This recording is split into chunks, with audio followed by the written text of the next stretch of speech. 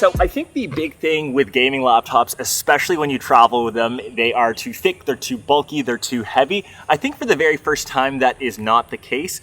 You can also see I'm somewhere very different. So I'm in Taiwan for Computex, but for the very first time in doing this all these years, I am not in the actual city of Taipei. This is in Taroko Gorge near Hualien. It's just a couple days before the conference starts and I'm testing out this guy, the new ASUS Zephyrus G14. Check out how razor thin this guy is, super lightweight.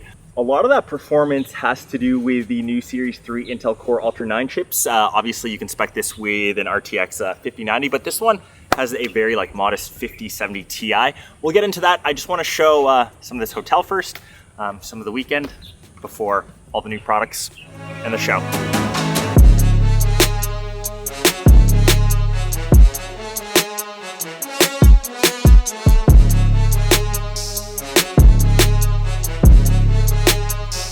We're doing things in reverse order here.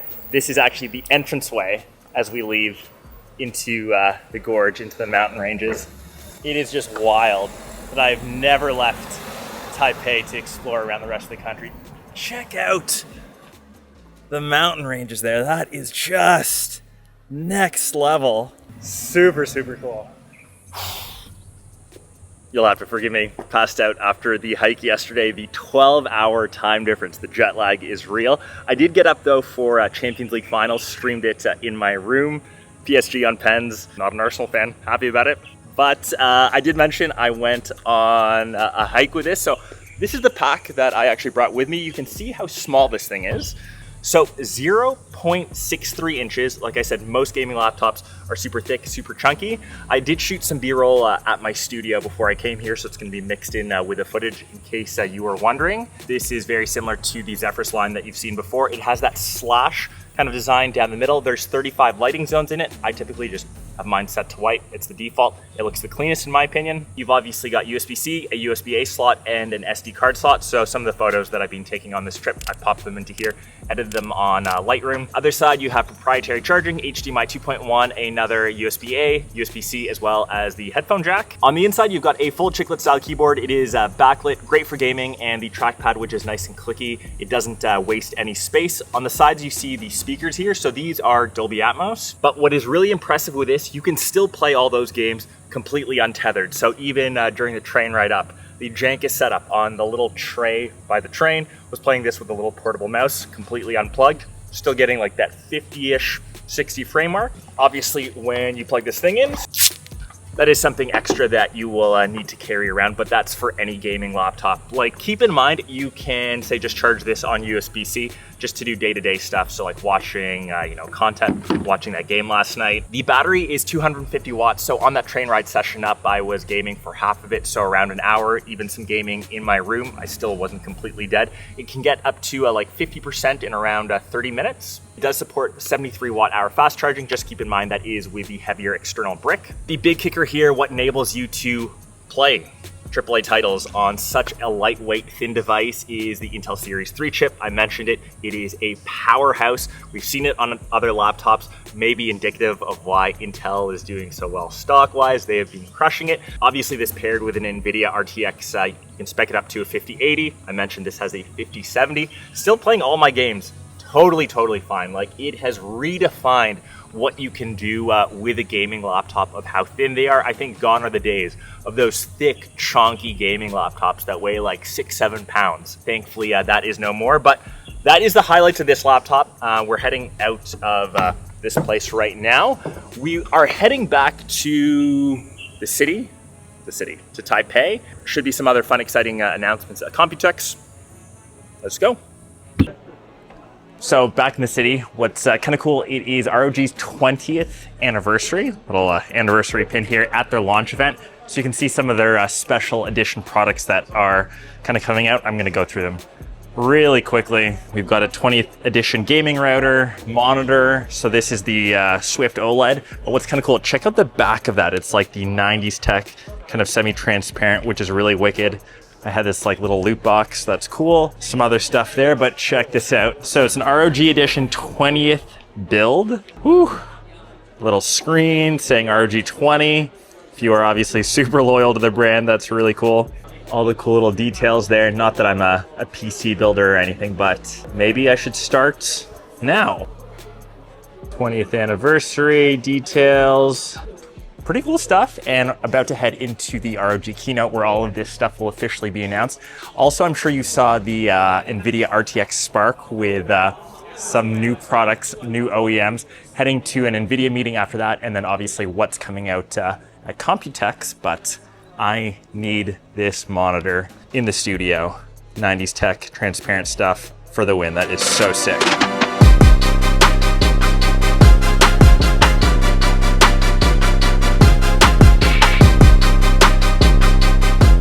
So welcome to the absolute chaos that is the Computex show floor at the ROG booth right now. That's actually the monitor that I saw where I left you guys yesterday. I'm gonna do my best now. I know the noise might be a bit tough, but NVIDIA, I mentioned, the big announcement, RTX Spark. So I got a bit of hands-on time with the ProArt 16. That one was last night, but that new architecture, that new chip looks super promising. Just making thinner devices, even the ProArt compared to the last gen, it's significantly thinner. Of course, the performance, some of the demos that I saw were really impressive. A petaflop, which is typically what you don't hear of AI compute power, 128 gigs of unified memory, just nuts. The second big thing being the ROG Ally. I'm gonna try to hunt that down right now and likely switch to VO. It's very busy.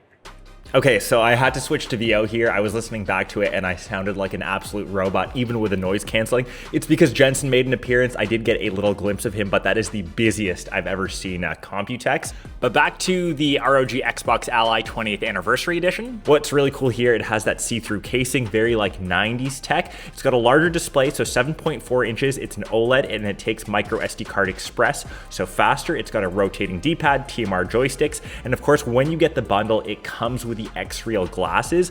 Keep in mind that if you get this version, you have to get the glasses. You can't buy like the console on its own separately, but looks really, really good. My other favorites from the 20th anniversary ROG stuff was the Harp 2 gaming mouse. So this one's actually gold plated. And the same thing goes for the ASUS Extreme keyboard, still see-through, and you actually get this little gold plated card. This thing will absolutely go missing by the end of Computex for sure. I have no doubt about that. And lastly, for ROG, they've updated their Strix Scar, which is their gaming flagship laptop. Of course, thicker, chunkier than the Zephyrus, which I had, but this one obviously has better internals. So this one has updated thermals, better for heat management, and the screen is now up to 1600 nits of brightness. So you could theoretically game with this also outside. Just keep in mind, it is a bit heavier. Over onto the ASUS side, the big update here is the budget ZenBook. It's still in Serra aluminum, all metal body this time, and they came out with a new colorway. It's almost like this rose Serra aluminum, like rose gold. This one will be competing with the MacBook Neo. And I would say those are the biggest highlights. Switching back now to the outro and me sounding like a robot again. It's crazy that it's like 20 years of ROG. We are doing this for like 12 years. This is like my 7th Computex, bit of a hybrid. Cool that I got to step outside of Taipei, visit somewhere different. But yeah, a lot of new super powerful devices coming. Cannot wait to get NVIDIA Spark in. Can't wait to get the new Ally in, especially with the little glasses to match. If there's anything that was your favorite, let me know, and what you want to see covered first. Computex 2026. Peace. Clearly couldn't end the video there since I kind of wanted to wrap everything up, but there was this huge delay coming back home, an extra 2 days since there was a typhoon in Tokyo. That's where traveling with a lightweight laptop makes so much sense, especially since I do carry on personally myself. The Zephyrus G14 is literally perfect for that, and since the rain was just nonstop, I was kind of cooped up in my hotel and just kind of played Forza nonstop. It made sense. Forza 6 is in Japan, so for me that was a no-brainer. But honestly, this has been one of my favorite gaming laptops in terms of portability for ones to carry around, and it only took a typhoon to get some extra gameplay footage in for me, so that was cool. But the event overall in general, just really cool to see the innovation both from ASUS, both from ROG. 20 years of gaming. It is crazy to think about, and to see the passion from, the chairman, who's an old guy, but he still brings so much energy to the keynote. You are the reason we exist. ROG is the most spirited that has grown to become truly extraordinary. the fact that him and like Jensen have been working on these projects for over the past 2 decades. These guys are like trendsetters in the tech space, and the fact that ROG has delivered some of the best gaming gear. So if you've ever played on an ROG device, that's cool. And kind of linking back to the video I made before Computex, there was like a giveaway to attend Taipei. That guy was there in Computex, part of the ROG event, part of the keynote. So super, super cool just to have all that gathering into one zone. Hope you guys enjoyed this kind of like mismatch of a video where I kind of explored outside Taipei, how I checked out Computex, how I reviewed a gaming laptop on the go, and here's to the next 20 years of ROG innovation and design and cool gaming tech. Now peace. No typhoons here at home, thankfully.